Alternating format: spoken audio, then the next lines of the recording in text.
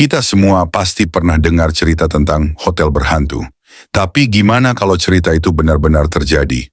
Kali ini kita akan bahas kisah nyata tentang pasangan yang menginap di sebuah hotel tua di puncak. Mereka hanya ingin liburan, tapi yang mereka temui adalah sesuatu yang nggak akan pernah mereka lupakan. Siap-siap, ini bukan cerita biasa. Jangan lupa matikan lampu dan pakai headphone biar suasana makin terasa. Jadi ceritanya, pasangan ini, sebut saja mereka Rani dan Dedi, memutuskan untuk liburan singkat ke puncak. Setelah perjalanan panjang, mereka sampai di sebuah hotel tua. Hotelnya besar, tapi terlihat sepi. Bahkan lobi hotel terasa dingin dan menyeramkan, meski tidak ada AC. Saat mereka check-in, resepsionis tampak sedikit ragu memberikan kunci kamar. Ini kamar terakhir yang tersedia, ya. Tapi, maaf, kalau ada apa-apa, tolong jangan ragu panggil kami, kata resepsionis sambil menyerahkan kunci kamar nomor 13. Rani sempat merasa aneh, tapi Dedi hanya menertawakannya. Ah, nggak usah pikir aneh-aneh. Ini cuman hotel tua, bukan film horor, katanya. Saat masuk ke kamar, suasananya memang terasa nggak biasa. Lampunya redup dan udara di dalam kamar terasa pengap, meski jendela sudah dibuka.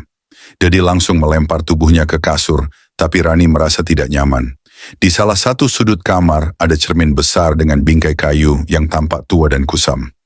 Rani merasa cermin itu seperti mengawasi mereka. Tapi, lagi-lagi Dedi menenangkan. Sudahlah, jangan terlalu parno. Kita di sini cuma semalam. Malam semakin larut dan mereka akhirnya tidur. Tapi saat tengah malam, sekitar pukul 2, Rani terbangun karena mendengar suara langkah kaki di koridor. Awalnya pelan, lalu semakin jelas, seperti ada seseorang berjalan bolak-balik di depan kamar mereka. Rani membangunkan Dedi, tapi Dedi hanya setengah sadar. Ah, mungkin itu tamu lain, gumamnya. Tapi suara itu berhenti, diikuti oleh 3 ketukan pelan di pintu kamar mereka. Tok, tok, tok.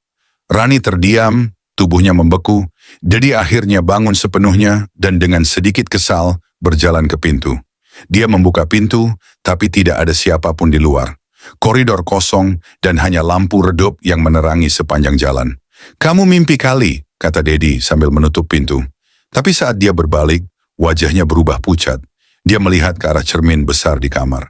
Ada bayangan seorang pria berdiri di belakang mereka, tersenyum lebar, dengan wajah yang pucat dan mata hitam pekat. Dedi dan Rani langsung panik. Mereka mencoba berteriak, tapi suara mereka terasa terhenti di tenggorokan. Bayangan itu perlahan menghilang, tapi ruangan terasa semakin dingin. Rani mengambil ponselnya untuk menelepon resepsionis, tapi sinyal hilang. Saat itu juga, lampu kamar berkedip-kedip, lalu mati total. Dalam gelap, mereka mendengar suara tawa pelan, seperti berasal dari sudut kamar. Ketika lampu kembali menyala, koper mereka yang tadi berada di sudut ruangan sudah terbuka, dan isinya berserakan di lantai. Tidak ada lagi yang berani tidur malam itu. Mereka duduk di atas kasur sambil memeluk satu sama lain, menunggu pagi. Begitu pagi tiba, mereka langsung turun ke lobi untuk check out. Resepsionis terlihat cemas saat melihat mereka. Maaf, apakah kalian mengalami sesuatu semalam? Dedi akhirnya menceritakan semua yang terjadi. Dengan wajah serius, resepsionis mengatakan, kamar nomor 13 sebenarnya sudah lama tidak digunakan.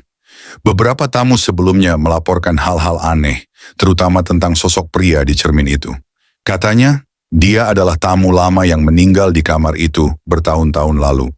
Rani dan Dedi tidak ingin mendengar lebih banyak lagi.